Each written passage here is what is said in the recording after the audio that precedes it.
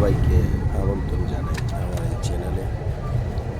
আপনারা দেখতেছেন আমি যখন মক্কায় এবং উমরা করতেছিলাম সবার সাথে একসাথে আমি মক্কার উদ্দেশ্যে রওনা দিই। সেখান থেকে আমরা উমরা পালন করে মদিনার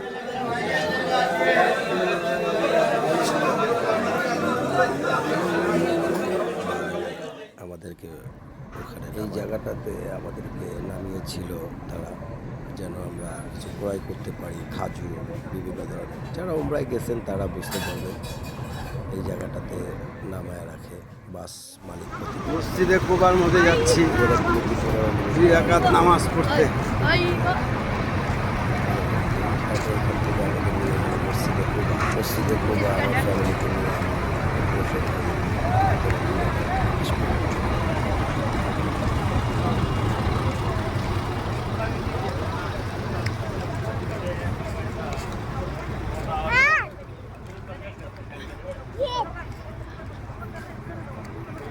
মসজিদুল কুবা খুব সুন্দর একটি মসজিদ। আল্লাহর রসুল এখানে নামাজ পড়েছিলেন, তার জন্য আমরাও এখানে নামাজে আদায় করি ফ্যামিলি নিয়ে।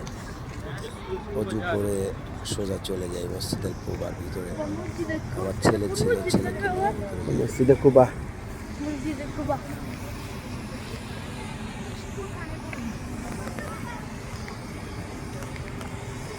জায়গাটা আসলে মনমুগ্ধকর একটি পরিবেশ। প্রতিটা জায়গায় পরিষ্কার পরিচ্ছন্নতা, সেটা বলার কিছু নেই। তারপরও দেখতে দেখতে পুরো এরিয়াটাই আমরা ঘুরে ঘুরে দেখি। আমার ছেলে, আমার ওয়াইফ, আমার মেয়ে, আমার ছোটো বাচ্চা, তাদেরকে সবাইকে নিয়েই আমি মসজিদে কুবা।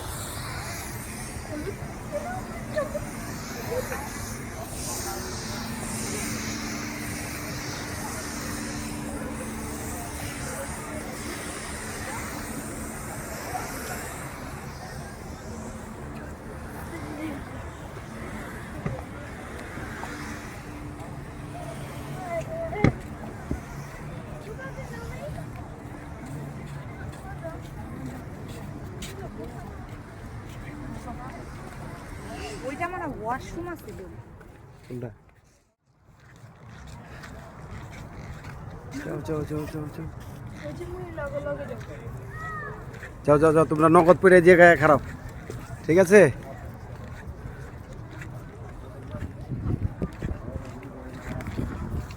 মসজিদুল কুবা কোন কোন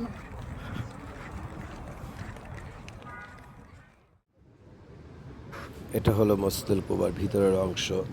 আমরা 2 রাকাত নামাজ পড়ে ছেলেকে নিয়ে ওখানে একটু ভিডিও করি।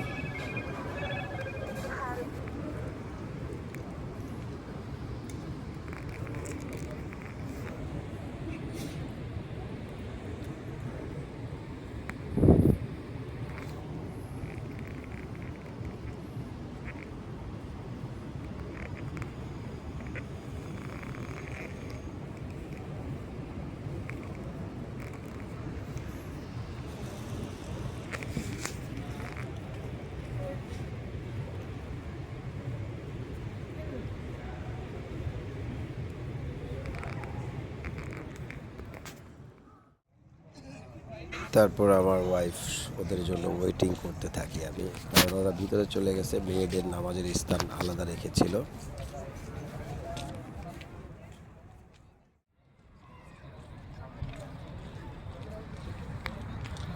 সে জায়গার চারিপাশ আমার কাছে অনেক মনমুগ্ধকর একটি মসজিদ, যে মসজিদে আমার আল্লাহ রসুল এখানে নামাজ আদায় করেছিল।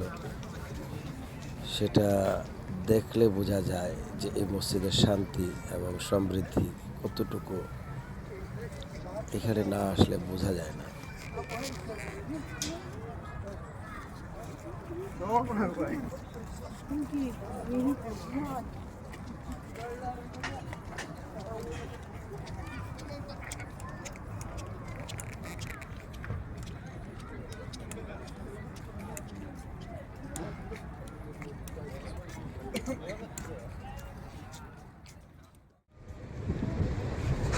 তারপরে আমরা চলে যাই হুদ পাহাড়, 400 পাহাড়ে জাবেলে হুদ। এই পাহাড়টির ঘটনা কোরআনে বর্ণিত আছে। সেই জাবেলে হুদ, সেখানে গিয়ে আমরা সেখানেও 2 রাকাত নামাজ আদায় করি। এই পাহাড়ের চূড়ান্ত চূড়ায় আমার ওয়াইফ, আমার ছেলে এবং আমিও উঠি। এখানে ছোট্ট একটি পাহাড় আছে, যে পাহাড়ের কথা কোরআনে বর্ণিত আছে। সেই পাহাড়ের উপর উঠে একটু আমরা শান্তিপ্রিয়তা, একটু মনোমুগ্ধকর একটু পরিবেশ দেখার চেষ্টা করি।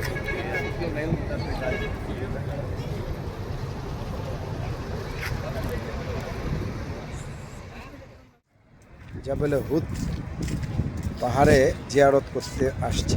শহীদদের জন্য দোয়া করা হবে এখানে, এর জন্য আসা হয়েছে। আপনাদেরকেও দেখাই। এই জায়গার ঘটনা কম বেশ সবাই জানে। হামজা রাদিয়াল্লাহু আনহু থেকে সাহাবী আজমাইনের কবর এখানেই আছে। এখানে খুব দামি লোকরা শুয়ে আছে, কিন্তু অবাক করার বিষয় হলো যে এই জায়গাটার মধ্যে কোনো মাঝার সিস্টেম নাই, মাঝারের কোনো প্রতীক নেই। তাদের একটি স্থান করে তাদেরকে কবর দেওয়া হয়েছে। কবর খুব উঁচু নয়, কিন্তু খুব দামি লোক ছিল হামজা রাদিয়াল্লাহু আনহু।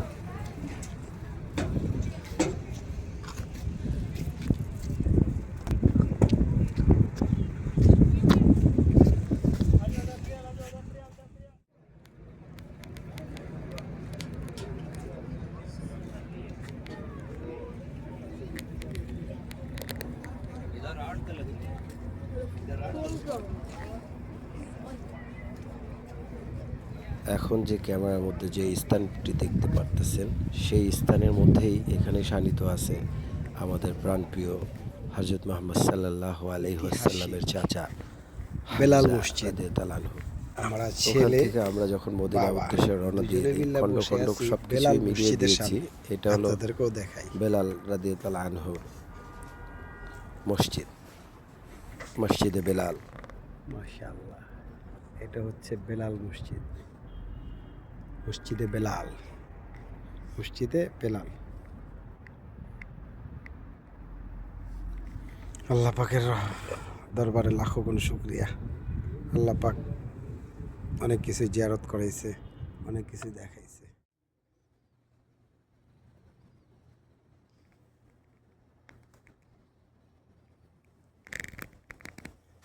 আমরা বেলাল মসজিদে 2 রাকাত নামাজ আদায় করি, তারপরে জোহরের নামাজ এবং ফজরের নামাজটাও আদায় করি। আমার ছেলে ঘুরে ঘুরে দেখতেছিল, তখন আমরা বের হয়ে মদিনার উদ্দেশ্যে রাত প্রায় 4টার দিকে আমরা মদিনায় অগ্রসর হই। وكذلك جعلناكم أمة وسطا لتكونوا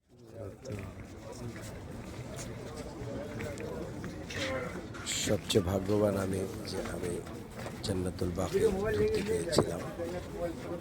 ফজর নামাজ শেষ করে আমি জান্নাতুল বাকের দিকে অগ্রসর হই। সেখানে ঢোকার তৌফিক আল্লাহ তাআলা আমাকে দিয়েছিল।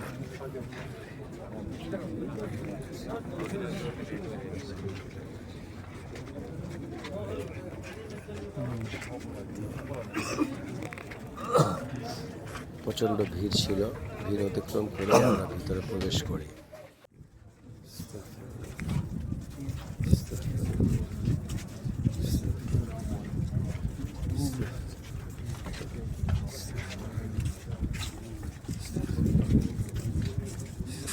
যখন আমরা ভিতরে প্রবেশ করি, তখন মনে হইতেছিল আমাদের শরীরটা খুব সতেজ করে ফেলেছিল ঠান্ডায়।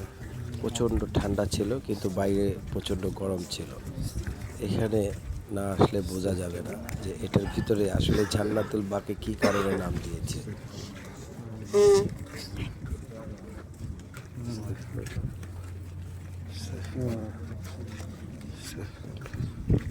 এখানে লক্ষ লক্ষ কোটি কোটি সাহাবে আজমাইন, হাজার হাজার তাবেঈন সবাই এখানে শানিত আছে, কিন্তু বাট আমাদের বাংলাদেশের মতো না।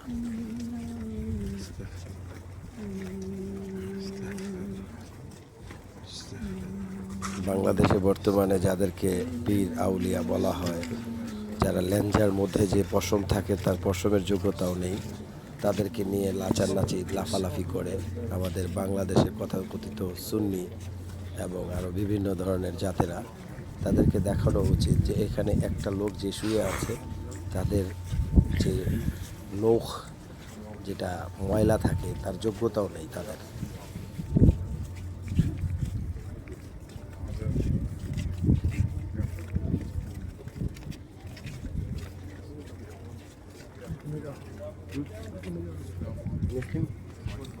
আল্লাহ তাআলার কাছে লাখো কোটি শুকরিয়া, আমি এটা দেখতে পেরে বের হয়ে এসেছিলাম।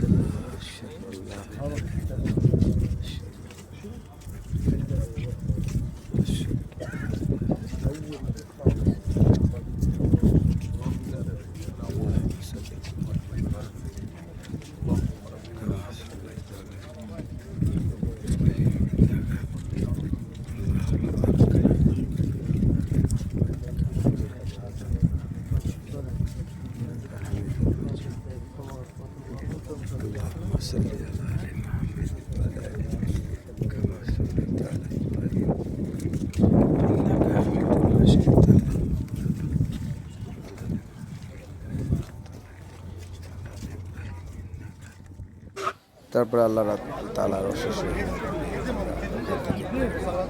খেয়ালই করি নেই, আমি কিন্তু এতক্ষণ তাকায় আছি। আমার পিছনে করে না পার বড়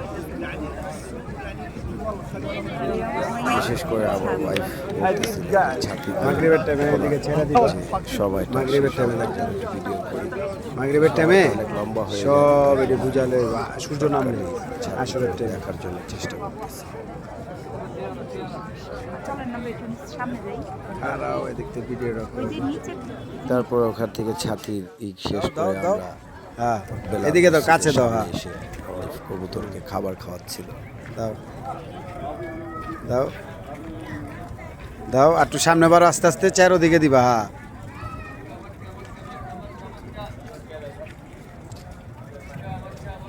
দাও দাও দাও, ওদিকে ডাক দাও। হ্যাঁ দাও, চারোদিকে দাও, চারোদিকে দাও, চারোদিকে দাও। হ্যাঁ চারোদিকে দাও, চারোদিকে, ওই সাইডে দাও, পিছিয়ে দাও।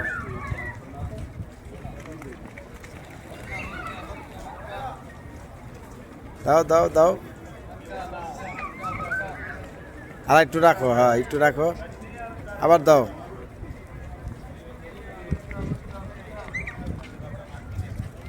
কবুতরকে খাওয়াচ্ছে, তখন কবুতরের কিছু অনুভূতি নিচ্ছে আমার ওয়াইফ, যে কীভাবে সংগ্রহ করে কবুতরকে খাওয়ালে কীভাবে কবুতর মুগ্ধ হবে।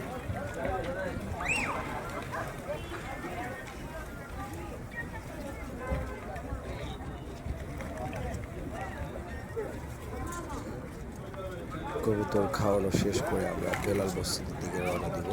দাও দাও দাও। কারণ বেলাল মসজিদে আমরা বেশিরভাগে নামাজ আদায় করেছি, জোহর, আসর, মাগরিব।